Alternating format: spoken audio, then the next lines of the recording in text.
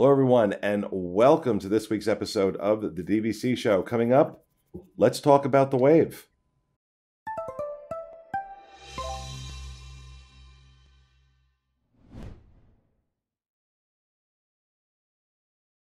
Hello, everyone, and welcome. Coming to you from the Bob Varley Studio in Orlando, Florida. I'm your host, Pete Werner, joined in the studio this week by my good friends, realtor and co-owner of movingtoorlando.com, Mr. Sean Faulk. Hey, everyone.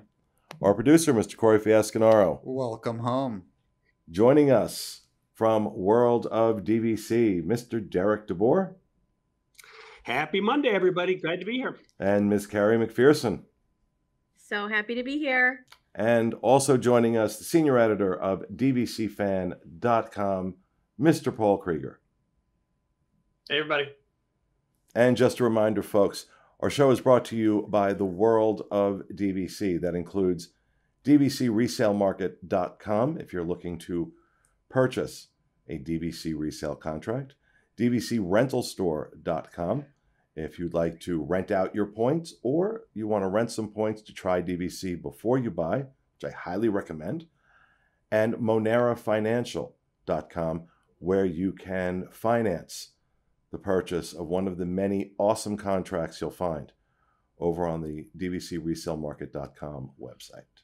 Yeah, we want to talk about the wave because the wave has been in the news recently with the announcement that it would be closing on July 15th to undergo a refurb. And of course, I have been proclaiming the wonders of the wave for a while now, in particular bacon and eggs, and because it's like really and truly like a Nobel Prize should be given for whoever came up with this dish. Maple lacquered pork belly on a bed of cheesy grits with a perfectly poached egg on top. I'm hungry just saying the words. And this was a restaurant, understand, this was a restaurant that when it first opened was very good. And then it stopped being that. And then they brought in, and for a while it was like the dark times at the wave. And then they brought in a new executive chef who just completely reimagined this menu in a genius way. And people who had written it off during, the dark time, started, myself included, started rediscovering this restaurant, walking distance from the front gates to the Magic Kingdom, in the lobby of the Contemporary Hotel. And it rapidly started becoming more and more popular. So when they announced they were shutting it down temporarily to do a complete refurb of this restaurant. Well, first of all, I don't think I've ever been tagged in so many Facebook posts in my life, but a lot of people talking about, oh God, what are they going to do? Because we all know that Disney has you're trying to tell Dolly to lay down without telling her to lay down. It's not going to work. Okay. If you hear tapping, it's Dolly. But we all know that when Disney does a refurb, it's 6 to 5 and pick 'em what we're going to get on the other side. So there was a great deal of concern. I have heard rumors that the same team will remain and that bacon and eggs will remain, because I have made it very clear, if it doesn't, I will gather all of you with me and we will storm the village. We will storm the village. But what they're going to, what they're changing, I have no idea. But I imagine it's going to be something inspired by the 50th anniversary. I mean, look at the timing of this. So who knows? Who knows what they're going to do? But I do not believe for a blessed minute This is going to turn into the incredible steakhouse or whatever the rumor is floating around. Yeah. That was considered at one point. That was not bogus. But I do not believe for a second, because they hit their head, came up with that idea, and then like got medication or something and was like, oh God, no, we can't do that. So I don't think that's what's going to happen. My guess is that we're going to see something, related to the 50th, because it's the Contemporary. It was the first hotel to open at Walt Disney World. Yeah. Well, technically it was the Polynesian, if you count the fact that the celebrity guests for the Magic Kingdom stayed at the Polynesian the night before it opened. So they were technically the first guests to stay in the Disney World Resort, but the one first open to actual guests, the Contemporary. I think I've got that right. But so the Contemporary uniquely positioned, in my opinion, of all the resorts at Walt Disney World to really do some kind of throwback for the 50th. But what about you guys? What do you think? Paul, since I'm staring at you right now. Yeah, I am scared by the thought that they're going to touch the wave, but at the same time, I won't close off my mind to it as long as they don't take some certain things off the menu. I think that, even for me, for many years, the wave was off my radar, not something that I thought about doing. It's unfortunately overshadowed a little bit by California Grill at the Contemporary. So we only first tried it actually after Pete raved about it. We were there this past July, and it's like, wow, what have we been missing out on for all these years? I'm happy to hear we missed the low times of the wave, but now that I've discovered it, it's like the thought of it turning into something else or who knows what. Yeah, it's a little scary. It's become a restaurant I will go out of my way for. And yes, they are going to touch the wave, but I trust them, and I don't think it's going to be like Bad Touch Wave. They're not going to bring out the doll, but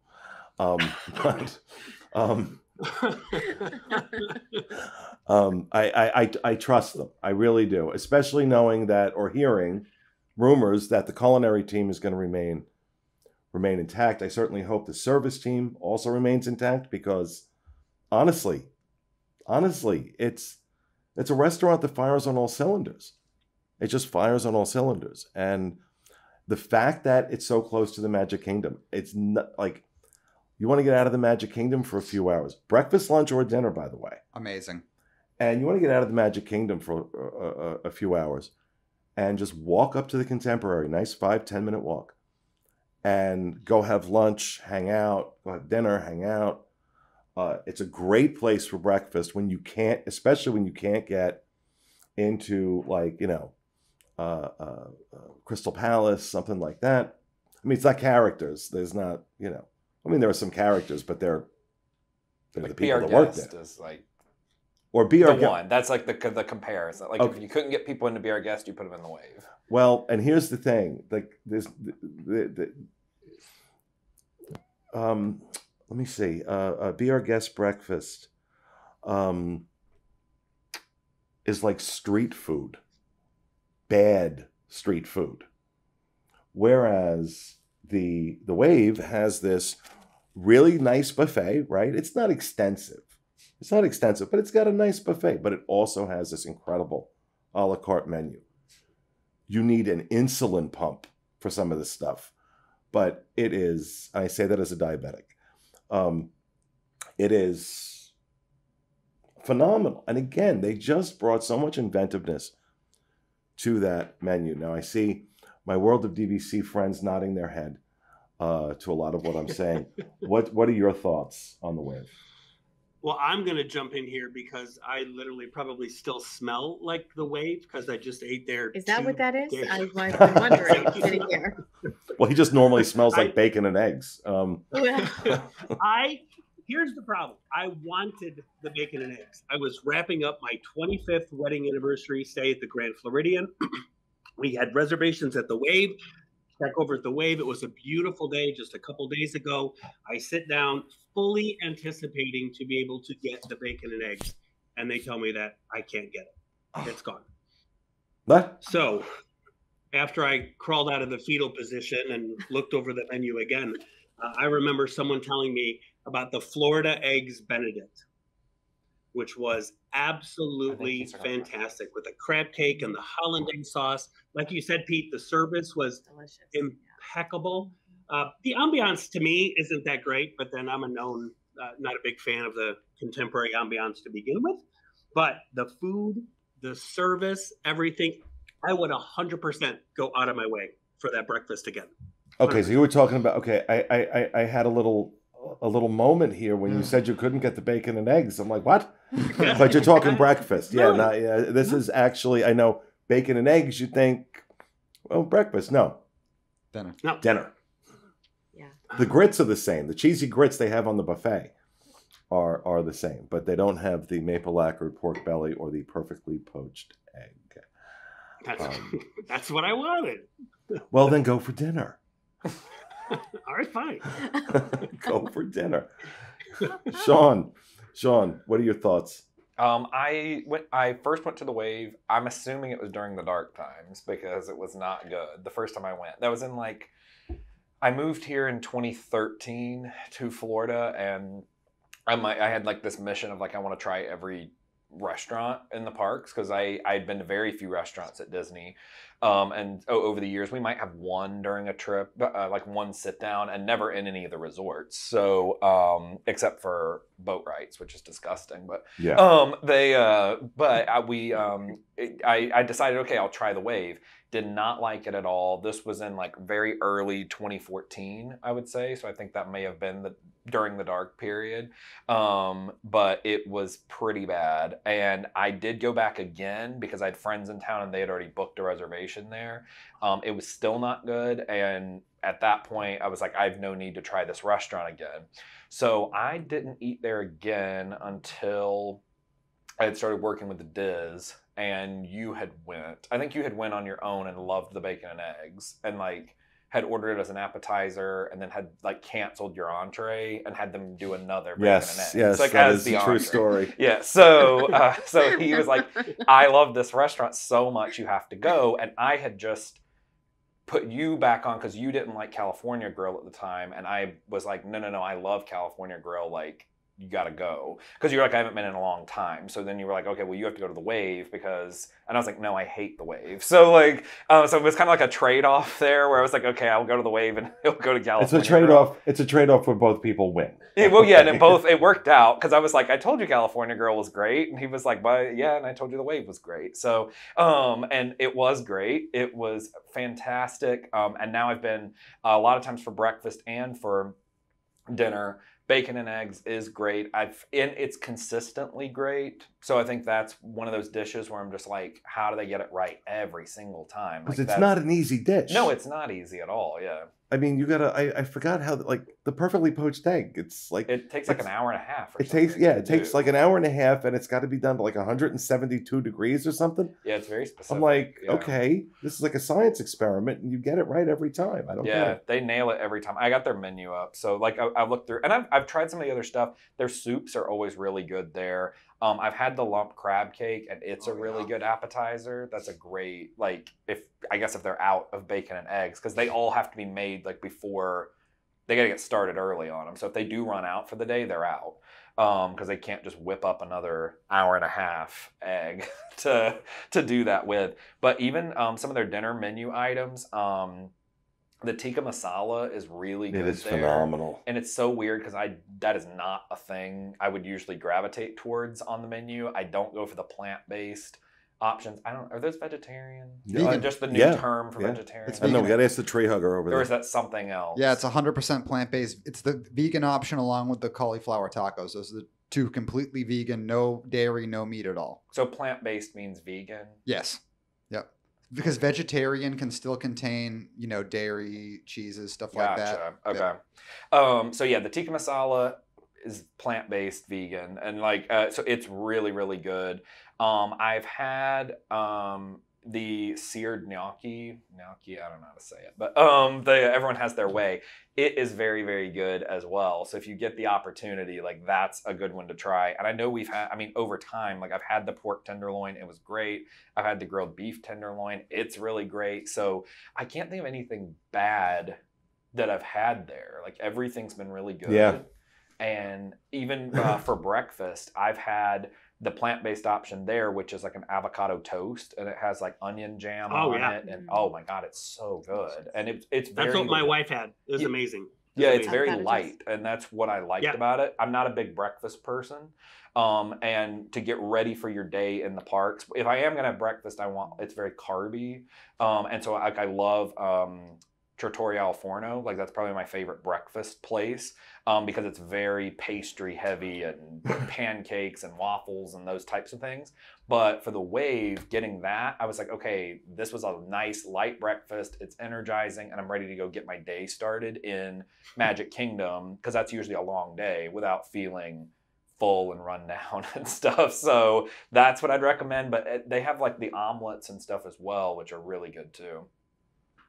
Yeah, in the story of my discovery of bacon and eggs, like Christopher Columbus discovering America, I had just signed my my first direct DVC contract, and so I wanted to go out to eat, and that was available. Right, this is like last minute. Pull up the app, and so we went there, and I saw this bacon and eggs on the menu, and I was intrigued. Ordered it, came out, and a lot of times I'll order my appetizer first, and that's what this is, and then I'll wait to order my main course, because some of these places, they're trying to turn tables over, and before you get the second bite of your appetizer in your mouth, there's your main course, and then your check comes. They can be ugly. So I ate that, and I had something else picked out for my main course. And I'm like, no, I have to have that again. I don't think I've ever done that in my life. And so for my main course, I ordered the bacon and eggs. And a love was born. A love was born. It is my favorite dish of anything at Walt Disney World. It is my absolute favorite dish. I will say the restaurant can use a rehab though. Like the actual look of it, like I mean, if you just threw me in there and said like, what's the theme of this restaurant? Wave would not be, I don't know if that's just theoretical, like it's a wave of flavors, or if it's supposed to be ocean related in some way. It's the wave of American flavors. It's supposed to be farm to table. Most of the food, I believe most or all of the food locally sourced here in Florida. So it was just kind of that vibe. Now the bar, they got that right. Like the bar and the entrance feels like a wave kind of situation, like something water related or something. When you get inside, I'm like, it doesn't feel like anything. It's no, that main dining room is just a big open space. Yeah, there's nothing. I am excited and cautiously optimistic about what we're going to see when this restaurant emerges from rehab. So anybody else have anything they want to add before we? I was gonna say, the financial people will not like what I'm about to say, probably for the wave. I kind of like that it's a little bit of a kept secret. It's a good standby. Like someone said, if you're at Magic Kingdom all day, it's a great time to walk over and have a meal there. It's usually not too crowded. You usually find a reservation there. I think the staff, the cast is just fabulous. Every time I've been there for, whether it was a meeting or personal, the cast is just exceptional. What I hope that they redo is the lounge. I love a good cocktail. I love a good happy hour. And I find those two spaces is just a misuse of space. So I wish that I don't need all these children around my cocktail at the end of the day. Get some fancy new lamps in there. Something, right? Oh yeah, need something for Derek to steal. Right. So Derek stolen lamps or something. But I think that's one of the misses with the wave is the aesthetics of it and the lounge area.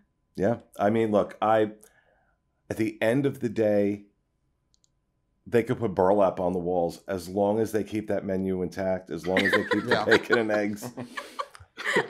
I don't really care. I'm sure they will do better than burlap on the walls, but this is what I'm hoping.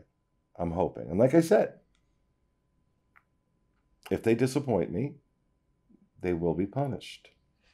They will be punished severely. I do think you can order, because no one ever really talks about the bar area, but like I think you can order from the menu at the bar area. So like if you need to, like it can be done. And they have a good tequila flight at that bar as well. Yeah, they do.